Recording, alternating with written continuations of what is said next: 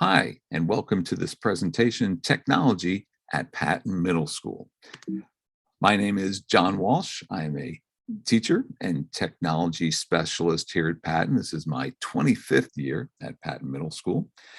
If you need to reach me for any reason, if you have any questions prior to this new school year or even during the school year, please feel free to reach out to me at jwalsh@ucfsd.net.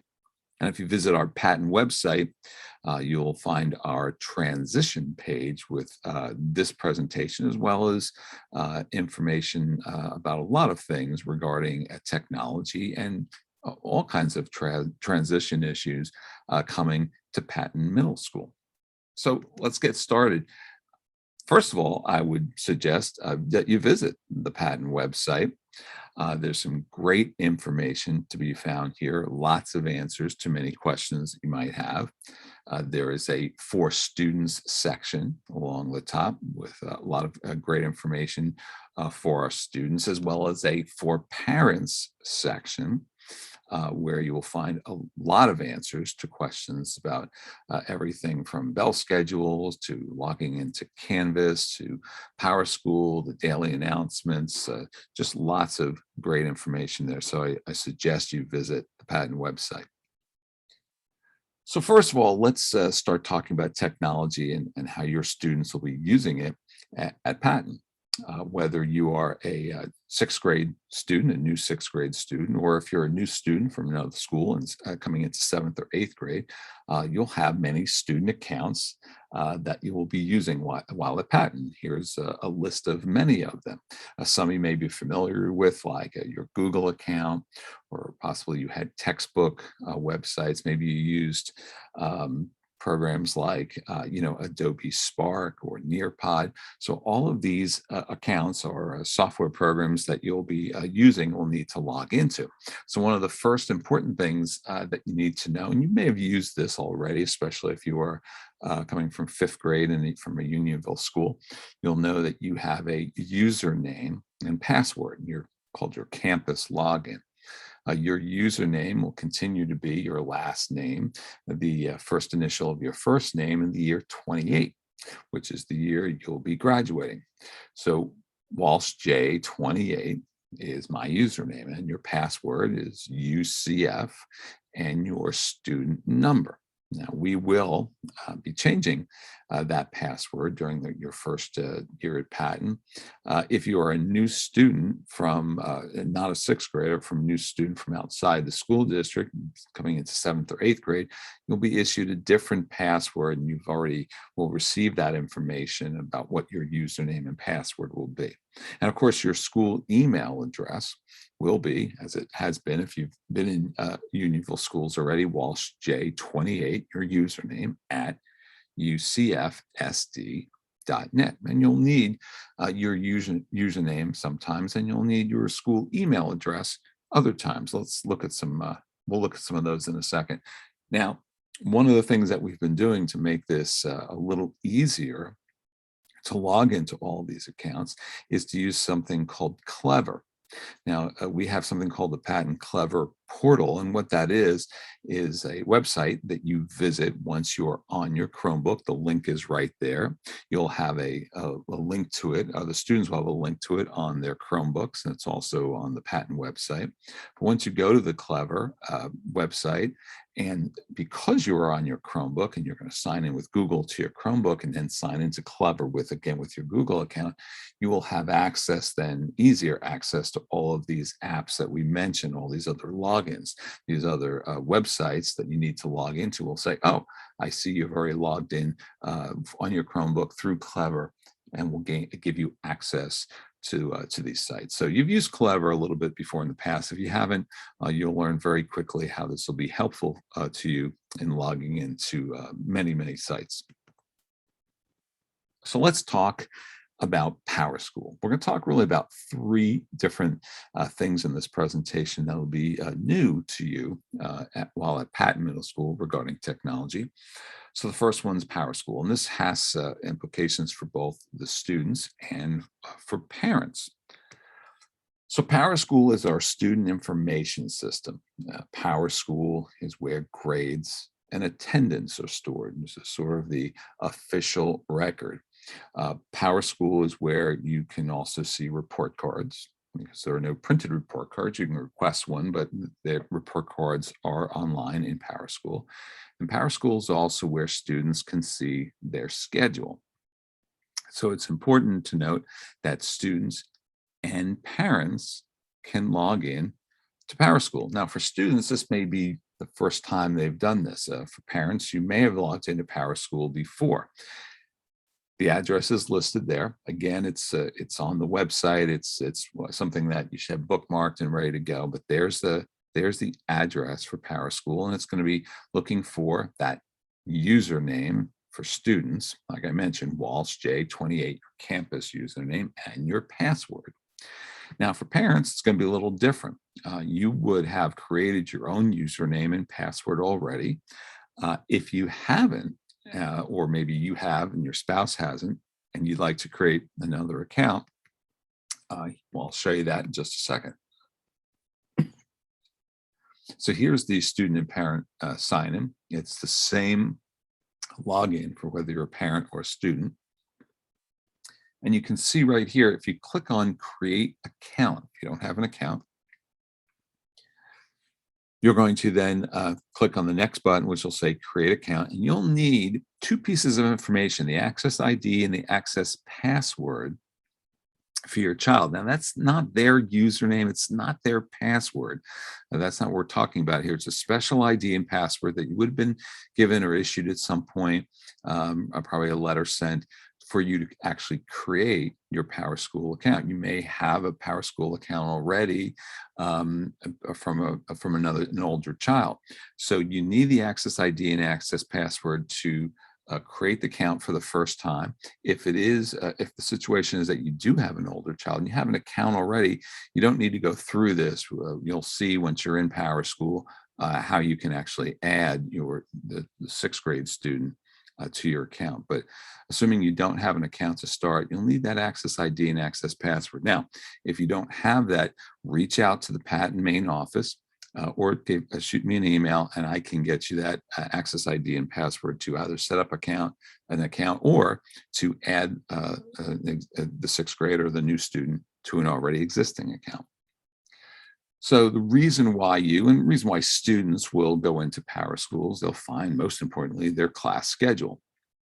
So the class schedule is one reason they're going to be in there, and also a place to see their grades. Now, there's going to be other places to find out about grades and assignments and real specifics about what they're doing in class. But as I said before, this is sort of that permanent record, so to speak, the final official record as far as grades are concerned. So they'll want to go in here. Now, they'll use PowerSchool for other things. Later on, we'll use that to make course selections for 7th and most importantly for 8th grade, and of course later for high school. So PowerSchool has many other features as well, but those are the two for the students right off the bat. And for parents, the reason why you may want to create that PowerSchool account is, again, just to be able to peek in and just keep an eye on your sister student with all of these things. So that's PowerSchool. And again, on the Patton website, you'll find for parents, you'll see more details, information about PowerSchool. I'll also show you in a minute where students and also parents can get even more information about how to use PowerSchool as well. All right, now the second thing is Canvas. Now, you may have heard a little bit about Canvas. Canvas came into play for us. Actually, we've been using it since 2015. It's nothing new for us. Obviously, it served us well last year during the pandemic and during remote learning. And you may have used and be familiar with in elementary school other tools like Google Classroom or last year's Seesaw. So for secondary, that means both middle school and high school, we'll be using something called Canvas. Now, Canvas is it's called an LMS, a learning management system. You may have heard of others, Schoology, Blackboard, if you have older students and maybe in college. It's a place where students can find all their classes online. It's a place to find assignments, resources, and a calendar to stay organized with their schoolwork. Now, as I said last year, this program served us very well in remote learning, but it's something that served us well before that and will continue to serve us even while we're in person. It's just a great organizational tool. It's a great resource for teachers to be able to put content and resource in a place that students can easily find them. And it's the same way for every class that your child will have. Now, Canvas doesn't replace other things we'll be using, like Google Docs for writing essays, or doing book reports, or Adobe Spark for projects, or iMovie for creating a video, or using the online textbooks that Get More Math. Canvas is just an organizational tool for them to get information that they need for their class, and they'll still use all these other tools as well. Now, Canvas is different than PowerSchool, because PowerSchool, like I said, is a student information system. It's the official place for student grades, report cards, or demographics, contact information, addresses, the student information system. This is really all about the classes, and more than just grades, but all the content that goes into those classes. So you will visit, and your child will visit the Canvas homepage. So similar to PowerSchool's ucfsd.instructure, that's the parent company of canvas.com. Students will have this bookmarked automatically for them on the shelf on their Chromebook, which we'll get to in a minute. And again, they could use this on any web browser. You can use any web browser. There's even an app, a mobile app. I can tell you more about that in a second. But when they get here, they're going to again use their campus login, their Walsh J28, just the username and their password. Okay. Now we'll get a little later, we'll talk about how you as a parent can create an account. You can see at the top right-hand corner on this page, parent of a Canvas user, that's you. And then you can create an account. We'll come back to that in a minute. So students sign in, and this is generally what they see. They see the dashboard, and think of the dashboard as the place they can see all of their classes. Now, this is just a snapshot of the top portion of this student's dashboard. You can only see 6 classes. They may have a few more than that. But each of those blocks, each of those rectangles represent one of their classes. So it's an organized and simplified way and consistent way to find a way to get to each of the resource classes and the resources that go along with those classes. On the right-hand side, you'll see things like a calendar view. You'll see things that are coming up. You'll see feedback that teachers have left in various classes. But again, all out here on the dashboard. Once you click into any of the classes, let's take my class, you'll see a variety of different things. And the main things to start with, to kind of alert you to as to how students will be using this, and your individual teachers will talk in detail about how they'll use Canvas. But one way is for assignments. When I think about assignments that students have to do, where can they get information about those assignments? Well, here's my class. This is a sample, and you can see that in the assignments portion of my Canvas course, students can see in this case that there's an upcoming assignment, the current events blog, and when it's due and how many points it's worth. They can also see underneath that past assignments they've already done. And if this was an actual student signing in to their Canvas account, they would actually see not only the past assignments, but whether they were turned in or not, because they wouldn't be under past assignments, they'd be under missing assignments. So this is an important tool for students to use to know what they've turned in, what they haven't turned in. But not only that, they can get great information about what they turned in, maybe feedback I left them, grade for it, etc. Here you can see when they click on the current events blog, the value of Canvas is here's all the information the students need to actually work on this assignment. Now, this is not necessarily an independent assignment that they have to go to Canvas and they have to use all this information to work on the assignment. This is something that we could be working on together in class, but all of this information, everything that we've been going over in class, is here on the assignment page. So think about a student maybe going home and needing to finish or work some more on the assignment. They have everything that they need right here, even though we perhaps looked at this in class, but then went over it together, or maybe we worked in groups, or I did something on the smart board with them. But again, it's that home base idea that they can always get back, and you as a parent can come in and also see what resources and what really goes into working on this assignment. At the top right hand corner, you'll see something called submit assignment. So in many cases, students will actually submit whatever the work is that they need to submit right here into Canvas. Now again, this served us well last year in the remote, because we so much of what students had to do had to be submitted remotely. Teachers, this will still vary a little bit now that we're going to be back in person. Things still may be handed in. I can think about like an art project or something was turned in on paper. So it might not be submitted electronically through Canvas, but again, all the directions are here, and information about, including feedback, can be found in Canvas. And this is an assignment. Now, these assignments all go to their calendar. And as you can see, the different colors on each of the different days actually pertain to the different classes. And on the right-hand side, you can see all the different, the colors relate to algebra or AT literacy, extended core English, and science. So students can organize and see what their week and what a particular day looks like based on this calendar. And even by clicking on one of the calendar items, it actually pops up and shows them exactly when that's due, what the assignment is. And again, if they click on it, it'll actually take them back to, just like I showed you a minute ago, the assignment. This assignment here, not as detailed as the other one that I was showing before with the blog, a little simpler in terms of the directions, but nonetheless, everything the student needs there, including the fact that the student has turned it in and Canvas is telling the student it's been turned in, and no comments from the teacher at this point right here. The other important part, and not the only other thing in Canvas, but the other really major thing worth pointing out to start, is something called announcements. And again, last year we used this a lot. We needed to use this, and we'll use it again going forward, and that's announcements. So there's a portion of the Canvas course that is dedicated just to, again, information about what we're going to be doing today.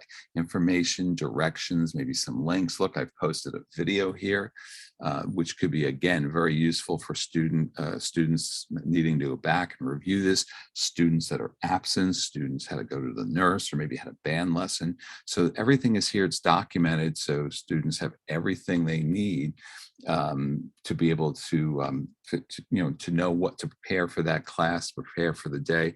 Really helps with students' independence and being able to follow directions. And it's just the organization part of this is key. So that's another thing you'll see a lot in the students using Canvas is announcements. Now, there's other parts to Canvas as well, and each teacher will go in detail about this, like, for instance, discussions that students could do. We have online discussions through Canvas. There's quizzes and assessments. But again, when your student gets to each of the classes, they will be using Canvas, and they'll go into more detail. But here, the assignments and announcements are really two key parts of it.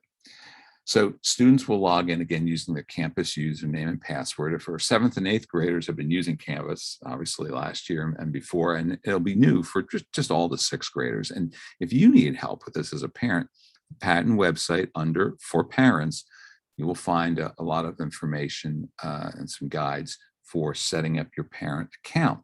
Now, why would you want a parent account? Well, this is called an observer account. So to sign up for an observer account, you visit the same page, ucfsd.instructure.com that I showed you at the beginning, and you'll see that click the parent of a Canvas user link, and you'll be able to set up your account.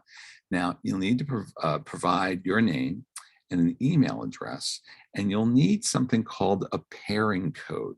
Now, this sometimes the directions are on the site. Read it carefully. I'll walk you through it here. So you're going to click on that at the top, parent of a Canvas user. Click here for an account. So at the top of this, you put your name and you create a password, and you have to use an email address, and that email address will be your sign-in for Canvas. But you create your own password. But here you need a pairing code. And the pairing code is really important because this actually will connect you with your student. Because obviously when you become a Canvas observer, you want to be able to see just what your student is doing in this course. So in order to do this, you need to have a pairing code. And to get the pairing code, you're going to have to get your child and sit them down next to you at their Chromebook and let them sign into their student Canvas account. And when they do that, they go to account and then settings, and they'll see a little link that says pair with observer. You'll see that at the right, and then the next window will reveal this magic pairing code. Just copy that code and then go back and paste it in, and you will be able to set up your account. Now, I will say when you do the pairing code, when you do the parent account, this is a great little insight, great little peek into what students are doing in Canvas. I will say that with great power comes great responsibility. And that is to let students, my advice, to let students, tough it out at first, let them stumble a little bit. Use this ability for you to see in as an observer as a way, just as a safety net, just to keep an eye on them to make sure that when they're saying, oh yeah, everything's all right, I'm doing all my assignments, you can take a peek and see, let them advocate for themselves. We love to give the students a chance to grow and to use these tools and to speak up for themselves. So have this as in your back pocket to peek in, just make sure everything's all right. And then when you can see that students need assistance and need your help, you can jump in there and know that you've got a way of keeping an eye on them. So it's a great tool. You will have an opportunity, just like the students, to go into your account and set up notifications. Take a good look at these, because you may start seeing things like emails coming on a regular basis, and just check that you have the notifications set either immediately, daily, weekly, or none. There's a lot of options, and you can go through those notifications, but don't be surprised if you start getting some based on what students are turning in, not turning in. You may not want all of them. Students can do the same, and we walk them through this in class. I do mention, though, that please ask them to leave on the conversations notification. Sometimes they turn this off by accident. They don't know what it is. It's actually really useful, because it's the way in which Canvas communicates then with their Google account. So when teachers have questions, or when teachers have comments, or they leave messages on an assignment in Canvas for a student, it actually goes through this conversation notification and sends it right to the student's email. And then students can reply, and we can have really good conversations this way about feedback that we've left on an assignment. So make sure they leave that particular notification on. There's also a great page I would point you to. It's on the Patton website as well, cfpms.ucfsd.org/technology.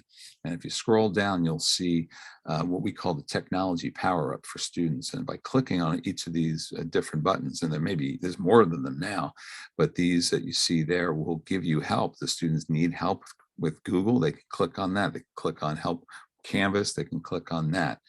They can click on the link for Zoom, which we're not using this year, so we'll remove that. PowerSchool, online textbooks, and you can use this as well.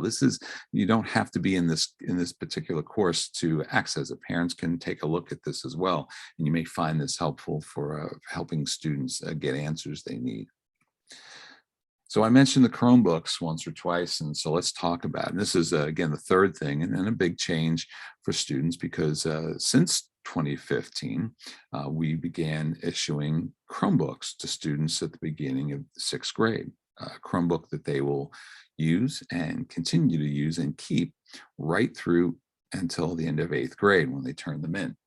The Chromebooks are fitted in this beautiful always-on case that we got. We started with this about 2 or 3 years ago, and really dramatically decreased the number of repairs and breaks, and particularly screen breaks we have. It does a great job of protecting the Chromebook.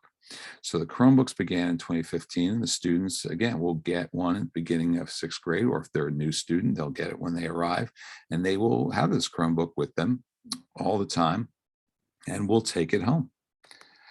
Now, the Chromebook, if you're not familiar, is the type of computer designed to get you up and running as quick as possible. It powers on right away. It's great battery life to last all day without a charge. And it's really just a Chrome browser in a laptop. Think about using Google Chrome as a browser on your Windows PC or on a Mac or even a Safari on a phone. It's just a browser, and that's really all it does. But that's really all we need, because there's so much of what we do with the kids all the time. The resources we access are web-based. So students sign into the Chromebook and are connected by using, again, their full Google account, their login and password. So their email address is the way they get into the Chromebook. All work is done in a web browser, saved on the web, which is great because we use the Google Apps suite, the G Suite. They start up fast and last all day, and very, very easy to troubleshoot. I can't tell you how easy these things are to manage. So again, more information about the Chromebooks under for students on the Patton website. You'll see a whole section on Chromebooks. Now, we do ask the students and we ask parents to help us with this. They must keep that Chromebook in the protective case. Anything that happens to it while it's not in the case is a whole different story. And we don't want to have to be paying for things or paying for repairs that are not necessary, right? So keep it in the case. Students need to charge a Chromebook every night and bring to school every day, but leave that Chromebook charger at home. As you can imagine, with 1,000+ students, we can't have 1,000+ students plugging 1,000 Chromebooks, which we're not equipped for that. And they really don't need to be plugged in during the day because, like I said, that one charge, it will keep it going through the next day and then some. So it's important for students to get into the habit of a routine of, putting the book bag with the Chromebook case. It's a carry, again, that case, it zips up. It's got its own little strap to carry. Just get in the habit of putting everything they need for school somewhere, maybe near an outlet, and then just plugging the Chromebook in the morning, just unplug it and they can pick up their bags and go. So if they do have problems during the day, again, the best thing to do is see their teacher, whether it's an advisory teacher or whether it's their class teacher, just to see them first. If they've forgotten their Chromebook, just tell their advisory teacher, and then maybe they can make a call that a parent could bring it in, or we can take care of them in the library. So any problems, they come to the library. If they need to see myself or Mr. Marshall, one of the other tech teachers, in library room 121, or just come to the front desk at the library if you have questions. And, if you forget to charge it or just something happened where you couldn't charge it, again, we'll take care of you in the library. But we do want everybody to remember to bring the Chromebook every day and charge it every night. But things happen. Come to the library, have your child tell your teacher, and then we'll take care of them. Most importantly, the Chromebooks for school purposes only. That's always a little bit of a rub with the students. They have this new device that they want to use. And as I tell them, quite frankly, with my own personal school issued device, as with all the teachers, we're told the same thing. We should not be watching Netflix on our school laptops at home or, shopping on Amazon, and we don't. That's really not what they're for. I have a home computer for that. And it's important for you to understand that we're not giving them these devices carte blanche just to do anything that they want to do with them. They have rules of which they need to abide by. And one of them is it's really just for school only. If you need help with the Chromebooks, there's a special Chromebook help page. If there's ever a repair that needs to be done or a question you have, there's a tech ticket system and a repair form that can be filled out. And like I said, the library is a great resource for help with their Chromebooks. It seems like a lot.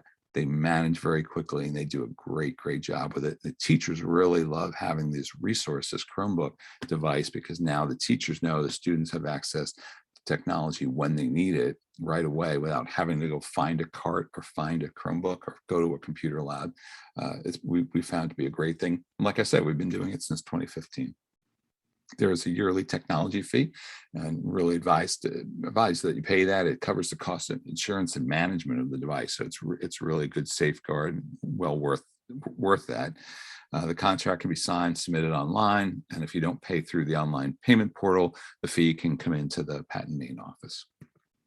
We do use the Google apps and the G Suite.